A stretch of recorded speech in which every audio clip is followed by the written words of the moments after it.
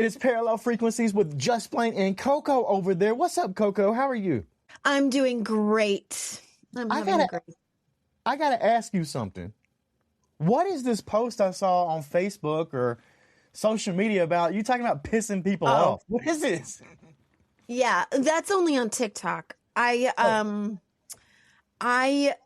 posted a video on TikTok. I said, my day hasn't started until I've pissed somebody off. This is a totally new year, new me kind of a vibe because I am not somebody who likes to piss people off.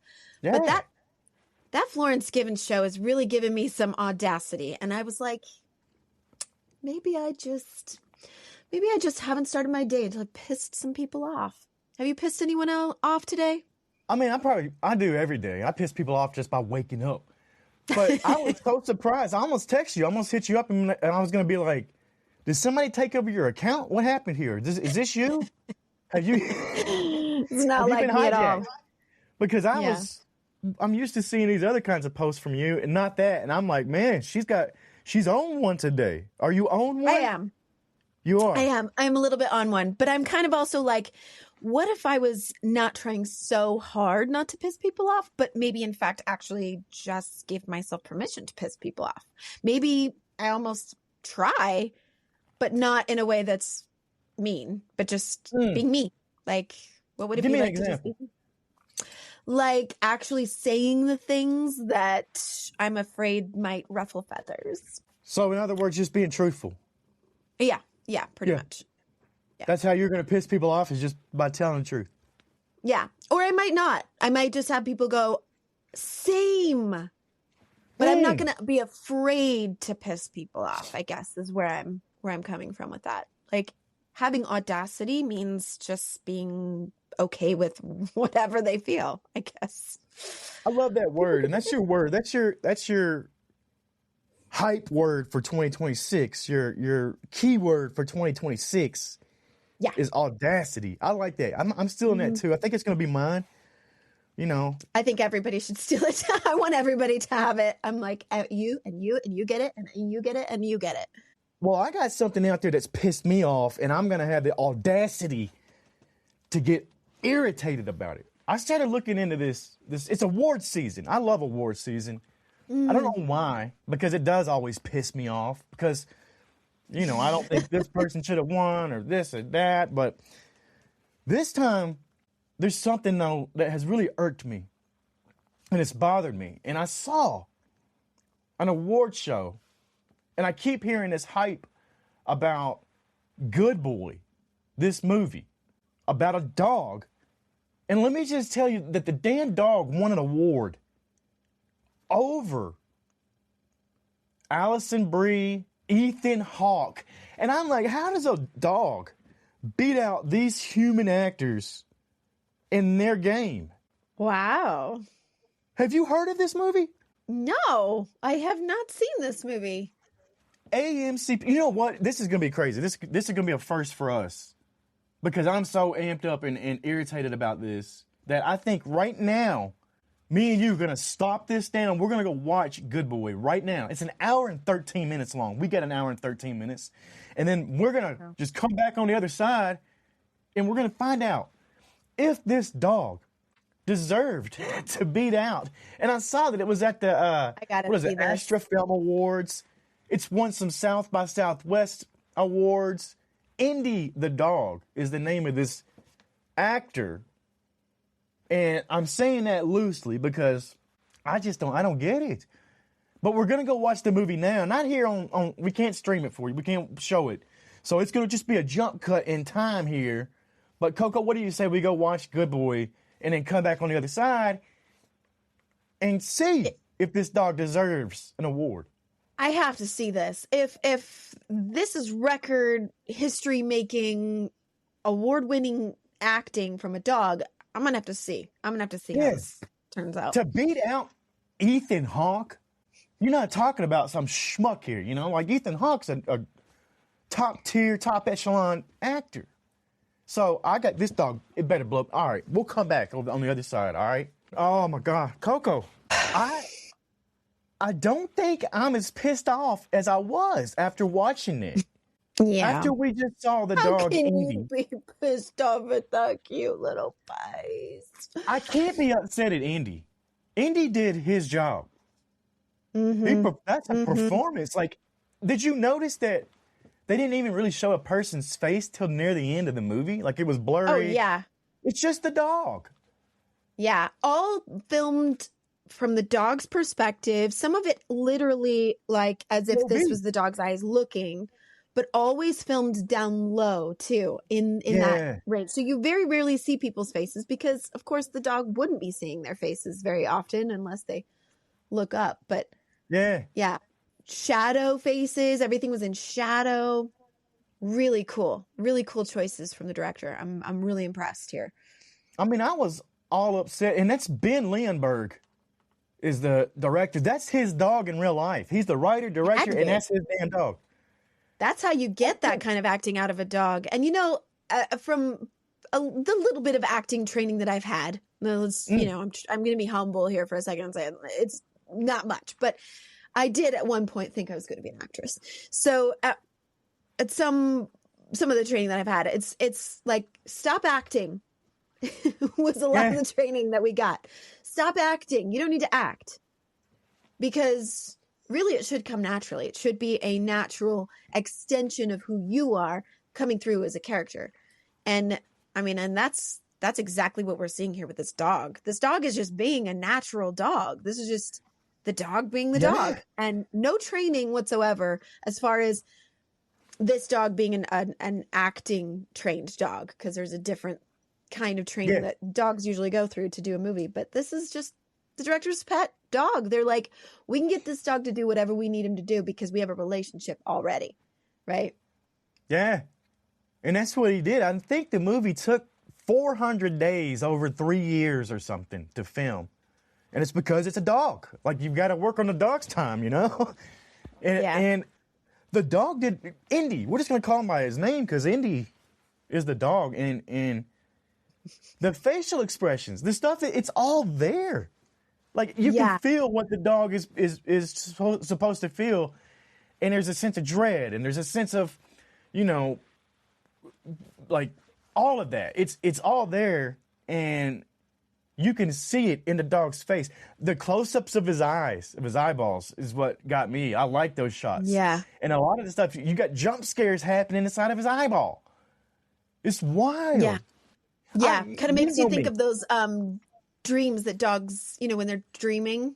You ever watched a dog sleeping or dreaming and they're like, and made you think and of you know dogs. how I am when people think outside the box. And this movie right here is an outside the box movie that actually does hit. And I think there's a deeper story going on than paranormal stuff and the dog fighting off supernatural spirits. I think it's, they say dogs have a sense where they can sense stuff. And even Vera says it early on to the guy on the phone. She's like, dogs can sense that kind of stuff. I think the dog is sensing death creeping up on the guy. I think it's the cancer. It's all of that. I don't know if Todd, I think is his name. Was that his name?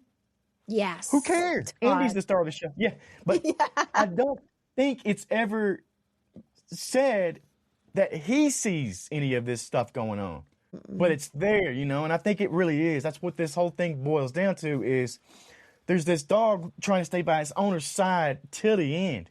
And even then, the dog is still there. This is the most heartbreaking horror movie of 2025, 26, I think. Like, it's sad when you start digging in and thinking about what's going on. And the dog really does. Indy portrays that. Look at me just going on about this dog when I was over here hating on it and saying, oh, you can't beat Ethan Hawke in a acting performance Sure he contest. can. He just doesn't know he did. That's the difference. Indy's got no ego whatsoever as far as being able to win this award. And probably I'm assuming that his owner's going to reap the benefits of that award and keep that award for him, which is probably who actually deserves it because the effort that they had to put in to get those shots I was the one Googling, like, how did they get a dog to do all this? How did they get this? Because I'm thinking, did they use any CGI or special effects to get these certain looks or to get these certain behaviors? How did they do this movie? And that's what I really started to appreciate the making of this film, because it's so fascinating to see that most of it was done with treats, with the director and his wife saying random nonsense words to get the dog to look a certain way. You know how you do with your dogs. Those of you who are dog owners, you know, you can just go babbity babbity boo or whatever, and the dog will go and have a reaction. So that's what they were actually doing. So which means that most of the looks we were getting that looked like dread or fear was probably just the dog looking at a treat and wanting it and staring at it.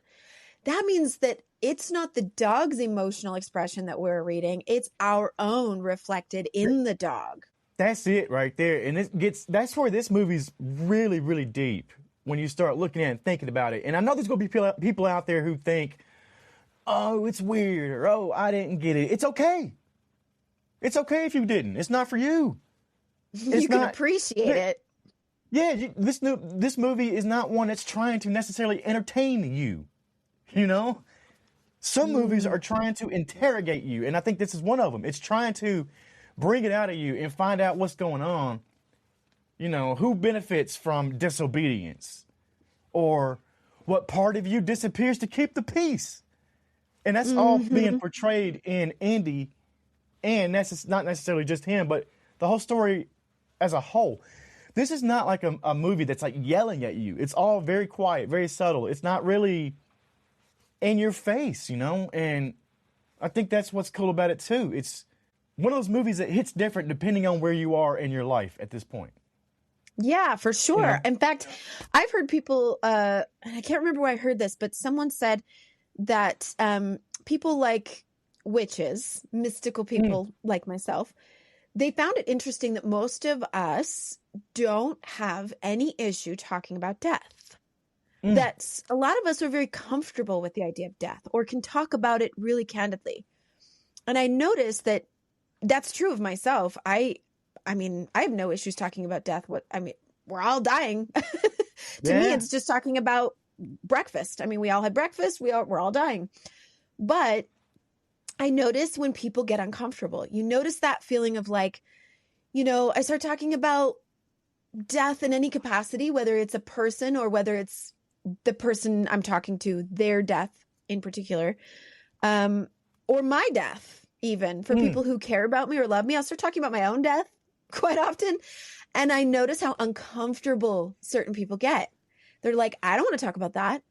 That's making me uncomfortable. I don't like thinking of that. I don't like thinking of you dying. I don't like thinking of myself dying. I don't like thinking of my relative or my person dying. And I think, well, that's kind of an odd reaction because it's inevitable. It absolutely is inevitable for all of us, whether we have a chronic illness like the character Todd in this movie or not. Death is inevitable. So it's a fascinating symbolic or metaphor to have it all centered around this dog, around the dog's experience of their loved one, their owner, going through the chronic illness, which, by the way, I can go into a whole other discussion about generational healing and generational chronic illness when it comes to the grandpa and the dog that the grandpa has. It's a whole other level to that. But here's the dog trying to make sense of this looming death. The dog knows something's not right, but the dog might not totally understand what it is that's creeping in. So the movie kind of shows at the beginning, you're not totally clear on what's going on. So you think maybe this is a haunting. Is this house haunted? Is this man haunted? Is the dog haunted? Are they being haunted by something? It's not totally clear at the beginning, right? Yeah, I was like, you know what? Is the dog schizophrenic? Is this the reason that I've got a dog at home that's neurotic and goes ape shit and bounces off the walls? Is she seeing stuff like this? Or, you know, but that's what I'm looking at too and thinking like, what's really going on? But I love that they don't really give you the answers. And it's one of those movies that you got to think about it. You got to look at it. You got to figure out, well, what is my interpretation? You know, and That's fun. You look at the title of this movie, Good Boy, and you see how the owner and the dog are in the movie, and it's not all love. There's some tough Yeah. stuff going on there. There's tough love. And you look at it and you take it back to the title Good Boy, and you realize that's not a praise, it's a command. It's conditioning, wrapped in a head pat. Wrapped Yeah. in him patting him on his side saying not right now or whatever it is. And I'm watching this and I'm thinking, like, how many of us have been trained to hear those words and feel relief instead of rage? Good job. Good. You got Good that going. validation. You're worthy, right? Yeah, it's But a you know lot what of I'm the talking about. Yeah. it's a lot of the like self-reflection work that people do in healing work is to try to think about what does make me feel good? What Yeah. actually qualifies me as a good person or good, in this case, dog? And for him, I mean, clearly, and it's some of it's conditioning and some of it is literally bred into the fact that we keep these wolf canine creatures as pets, but they've Yes. been bred to be our companions and to protect and to care. And so here's this dog. I mean, let's talk about codependency for a second. This dog's Yes. entire existence is going to depend on the owner's happiness and health. So how is this dog going to feel when the looming death and illness is just there, more and more and more ever present, scaring the crap out of this poor little puppy, but mostly just, I can't save this human. This is my job, my purpose. This is my whole existence, is to save this human, and I can't. I'm not going to be able to. Now, at the very end, the dog is, given a choice, and it's clear what choice the dog made. The previous dog in the previous situation, which is Grandpa and his dog, because they say early in the film, when we found your grandpa's body after he passed, we never did find the dog. Yeah. Right? So the dog made a choice. Yeah. The dog was like, if you're going to go, I'm going with you. That's I'm the end of going my too. life. Yeah. Yeah. And it all goes back to that good boy. You being controlled because approval feels better than authenticity. And there's a tension, there's discomfort, there's a slow crawl under your skin for this whole movie, because it's not about power dynamics. We don't like admitting that we're participating in something like this in real life. Yeah. We're getting the good, and good is rarely neutral. It's somebody else's definition of what good is. We learn this. We learn this in school, family, religions, jobs, relationships. You find out all this stuff, and it's be quiet, be grateful, don't make waves, smile when you're uncomfortable, be a good person, be a good boy. Yes. Now we're all starting to question, and this is why I love it, because it throws back to our beginning before the movie episode of this episode, which is, what if you had the audacity to piss people off by being you? Yeah.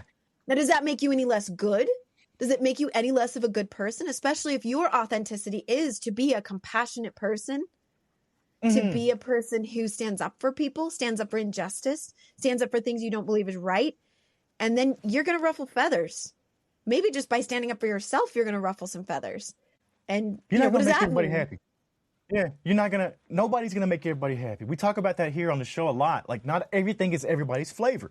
So how do you say what's good and not? What's good for me is not good for you necessarily, And I love that thought and that feeling, because that's a lot. That's heavy. And this movie nails the heaviness of all of these life questions and these, it really did. And when you look at this movie on paper, and that's why I was knocking this before we even talked about it. And that's why you don't judge a book by its cover. Don't judge a movie by its poster. Don't judge a movie by the awards the actors win, even if it's a dog. So, because watching this, it's one of those that I'm gonna think about. I'm gonna go back on. I'm gonna watch it again and question it, maybe even a little bit different. I love this idea that the director and writer Ben that he had. I think it was Ben. And Yeah, and to have this all from the dog's perspective too, as I'm thinking about it, I remember a novel that came out when I was younger, and I wish in the moment right now I could remember what it was. Maybe somebody out there has read it and you could tell me. You remind me what it was. But it was basically a novel written from the perspective of a dog, and it used a lot of science and in understanding of the biology of dogs. What we know about them is that because their senses are so heightened, like smell, for example, they can go around and smell something and they can get the history of that thing way back. They know what kind of dog was there before, what they did, what, people who have walked by, they can smell them. They're basically able to have this whole mystery solved by just smelling something. Of history behind it. So you get that in this movie because it's not that they're being haunted by, or this dog is being haunted by the dog that was previously owned by the grandfather. You get this kind of idea that there's like a ghost dog. It's actually the perception of this dog smelling things and getting this information and processing the information in a dog way that's like, oh, there was a dog here before. This was the bandana of the dog that was here before. This is what that dog saw. This is what that dog experienced. This is how that dog felt. I can smell all that from what I'm getting. So it's fascinating to me that they did this entire thing as if it was a haunting, as if it was a horror, but it was actually just dogs being dogs. Just dogs being dogs. Like, you could definitely watch this movie in multiple different ways. And like I said, on paper, you read the description and it almost sounds like a comedy. Yeah. It's like, really? Dog? Hey, a dog moves into a new house and tries to fight off supernatural forces from its owner. And I'm like, what? Like, that sounds like B horror at its finest. I'm not knocking. I love that kind of stuff. But that's not what you get in this movie. I thought it was great. I want to know what the freaks think about this. That's what we're going to do on Feature Friday. We're going to this right here. We're going to talk about it, and we want you to go watch what we talked about, even more so that you can join the discussion with us and tell us, have you seen your animals act like this? Are they looking at ghosts? Looking in the corner for Are a little they too long? something that's not there? Yeah, I've definitely seen that. Kids do it too. And they always say kids got a sixth sense or whatever it is, and that freaks me out a little bit, when they're looking around and, oh, hello. Oh, they're for waving. sure. Like, they're who more else over there? sensitive, right? Kids and animals, we know that. They're more tapped into what's beyond the veil or what sort of energies. And, from an energy perspective, as an energy healer, as a Reiki master, as a witch, whatever you want to call me, it's important to note that not all spiritual energy is in fact spiritual, like a spirit or a haunting of a soul that used to live there, which is kind of what you question at the beginning of this movie, or like, is this grandpa's ghost and grandpa's dog ghost and like what's happening here? Even though the shadowy figure, the first time we see it, is not at grandpa's house. I'll just point that out. It's very, very beginning of the movie. But some energies are actually the person living, or the people in the house that are living. They can have negative or heavy energy attached to them that can create almost an entity of itself. So sometimes when someone does a house clearing or something like that, where the house is full of negative energy, you can feel it, you can sense it. They might ask someone like a Reiki master to come in and clear that. Sometimes it's not an entity that was obviously like a living person that died and now it's haunted by a ghost or something like that, something you see in The Conjuring. But sometimes it is from the living people there. And in this case, it's the looming death or illness of the main character that creates almost an entire entity of its own, haunting the space. That's interesting to me. And we actually broke down a movie during the Ghost Movie Project, Presence, that reminded me a lot of this movie. Yeah. We got the POV of the ghost, we got the POV of the dog, and then there's a lot of similarities to these two in the way that it's filmed, really. I think the filmmaking itself is very close. Remember that one, though, Presence. Yep, that's a throwback one to go and watch again. Out of the box thinking, movie, not everybody's going to like it. art, whatever you want to call it. You know, that, but I love that kind of stuff where they're giving you the POV of somebody. And we get the ghost POV in that one. We get the dog POV sometimes, not the whole movie. But like you said, it's really good about putting the low shots. And this movie is made for the dog. It really is. It's made to from put the him dog's center perspective. focus, right? Yeah. Yeah. I'm highly impressed with this movie. And that's how big of a shift we can make from just reading about it on paper and saying, oh my gosh, how did this, as I said earlier, damn dog beat Ethan Hawke and Alison Brie in an award? I can see it. And I know it's gimmicky, but it may never happen again. But also, it should have. Like, sure, this dog should have won an award. It's cool. He better not go off winning an Oscar or anything. Or, you know, I think there's better performances in Best Actor. Yeah. So, yeah. Well, sometimes it's not about the politics behind the award. Sometimes it's literally about giving credit to the fact that this dog is being recognized for simply being a dog. The edits and cuts really being the hero of this making of the movie, right? Because, like I said, it's just a dog looking at treats, a dog hearing weird words and reacting as dogs do. But it was really kind of the genius of the director and the edits being made to, you know, instead of cutting to him holding a treat, here's a look from the dog and then showing a dark corner, right? So you're the audience member kind of inferring what's happening here. You're putting together like, ooh, what's in that corner? What are we going to see? What's going to pop out? What's going on here? And kind of creating the horror within ourselves. Yeah, no. I thought this movie was excellent, and it's one of those that sticks with you after it's over with. Like, we're still talking about it deep, and I could keep on going. And it's like, the more I sit here and think about it, what about this? What about that? Like, there's all these other little questions that pop up. And this movie is only an hour and 13 minutes long. And it's one of those that we could probably talk about for 2-3 hours and keep changing and evolving. Like, I think we could really evolve our thoughts over this movie and really dig in super deep. But I'm not trying to make my head explode because, like you said, the dog was just being a dog, and that's what it is. That's the movie. And I will say, without going too deep, so this is my surface level point out something from this movie moment. You'll notice that he goes to the doctor again and kind of getting tests, and they're telling him, you probably, you know, it's progressed too far. You kind of get an insight into what's really going on, the illness that he has and why he's coughing up blood and things like that. But you'll notice it's after that scene that he comes home and all of a sudden he's lighting candles and he's putting crystals around, and you see him trying to sage the room. And I just had to point out that, you know, oftentimes the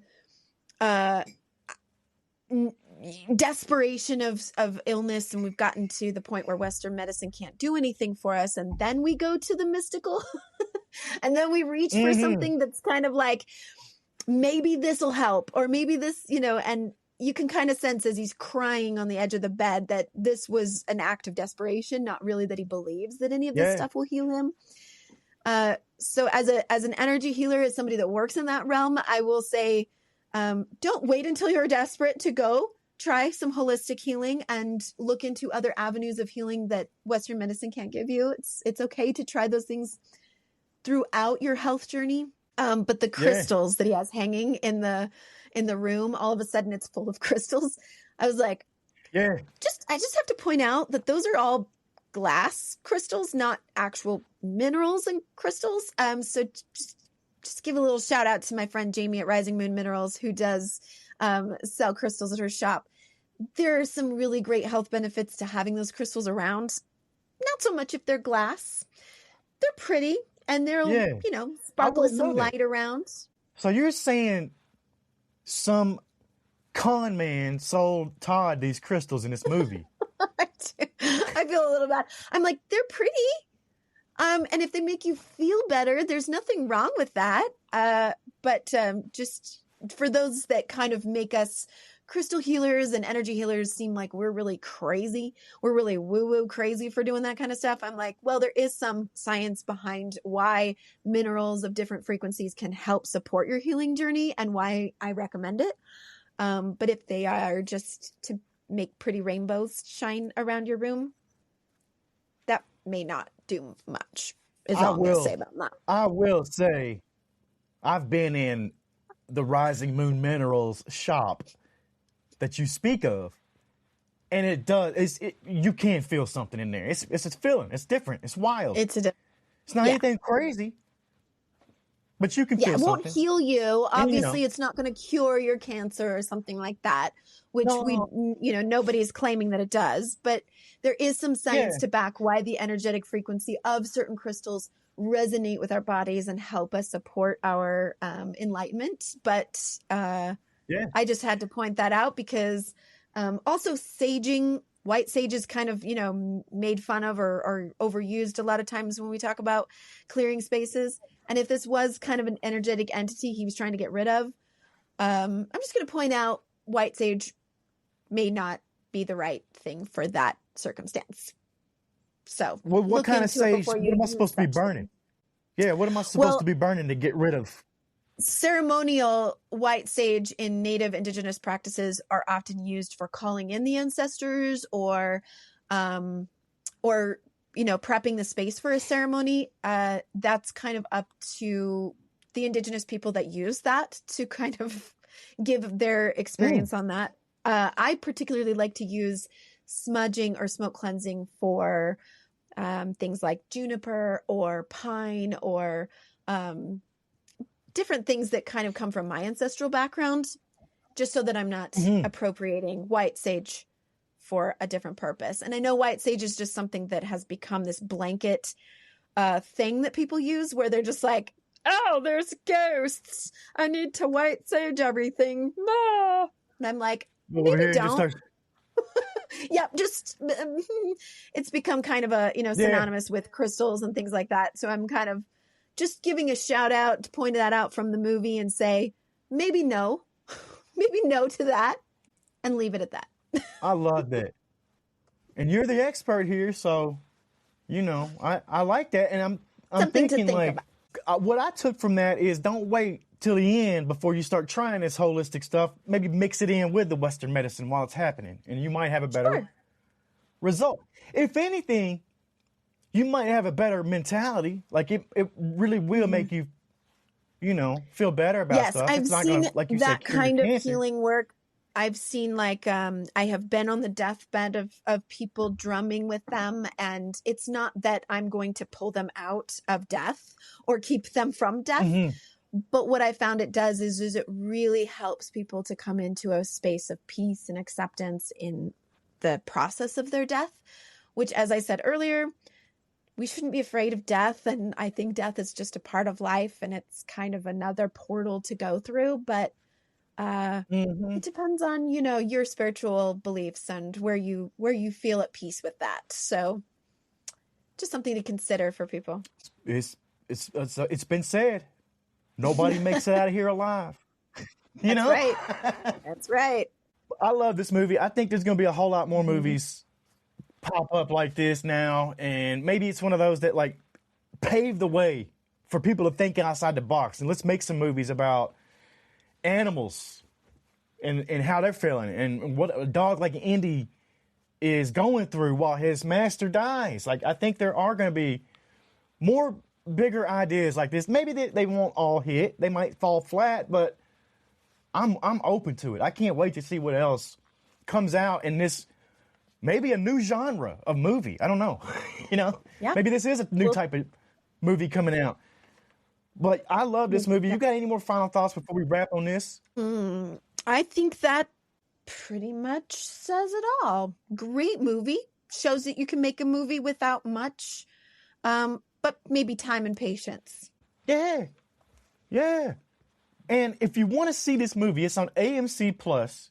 If you need a password and log in, let me know. Hit us up at the... No, I'm kidding. Could you imagine if everybody started logging in on one account? Yeah, but no, seriously, it's on AMC Plus, Shudder, all of that stuff. Good Boy. It's worth a watch. It's worth a subscription or a free trial even. Just go give it a chance. AMC, I will shout out as being one of my favorite streaming services. I watch that one more than anything else. And, of course, that's where Shudder is, Joe Bob, all the horror movies that you can find. I love it. And they don't even pay me to say that. Maybe we should get an affiliate. Maybe they will. With AMC Maybe Plus. That'd be nice. Get a piece of that pie. Yeah. It's going to be fun to see how the awards season plays out and if Indy gets any more awards. I know there was some at South by Southwest he was nominated for. So it's going to be fun. It's going to be real fun. I wonder if we're going to see him walk the red carpet at the Oscars. That's what I'm waiting on. That would be fun. Fantastic. We'll cover that when it happens. Maybe we should go to the Oscars. If Indy goes to the Oscars, we'll go too. But until then, it's just Blane and Coco, Parallel Frequencies. We will see you on the other side. Bye.